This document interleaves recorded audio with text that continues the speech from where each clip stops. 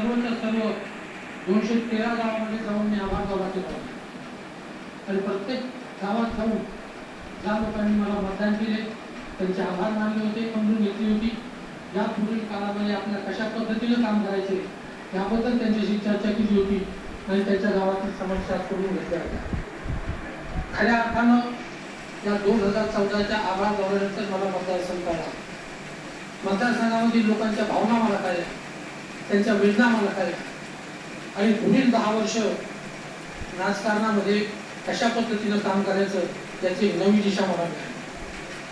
2024ला माझा विधानसभेमध्ये विजय झाला आणि त्यावेळेस सुद्धा मी जवळजवळ 99% गावात जाऊन लोकांचे आभार मानले. फक्त 10-15 गावं शिल्लक आहेत, ते पण मी या 2 दिवसात संपवणार आहे. असं कधी ऐकवत नाही की निवडणुका झाल्या, मंत्रिमंडळ स्थापन झालं आणि त्यानंतर तुम्ही मंत्री, मुख्यमंत्री किंवा उपमुख्यमंत्री यांनी प्रत्येक जिल्ह्यात जाऊन लोकांचे आभार मानले. उलट मंत्रिमंडळ स्थापन झाल्यानंतर आपल्यालाच त्यांच्याकडे जावं लागतं, हार फुले घेऊन आणि 6-7-8 वाद म्हणून सुद्धा त्यांची भेट होईल की नाही याची शाश्वती आपल्याला नसते. पण मी प्रथा मुळीच पाळून आदरणीय शिंदे साहेब यांनी हा आभार दौरा आयोजित केला आहे. माझी साहेबांना एक विनंती आहे,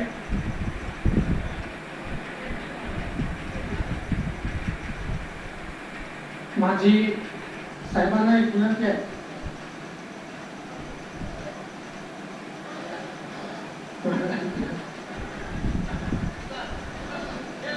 माझी साहेबांना एक विनंती आहे की आमचे आभार मानून तुम्ही आम्हाला लाजू नका.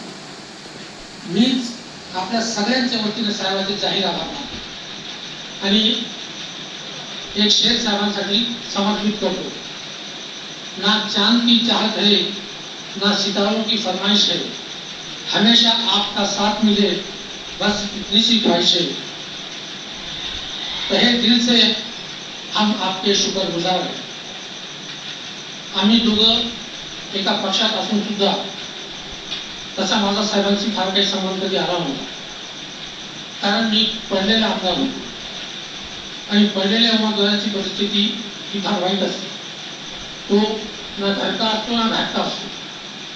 परंतु मागच्या 3-4 महिन्यामध्ये शिंदे साहेबांच्या सोबत माझा फार जवळून संबंध आला आणि फार जवळून त्यांची कार्यपद्धती अनुभवण्याची मला संधी मिळाली.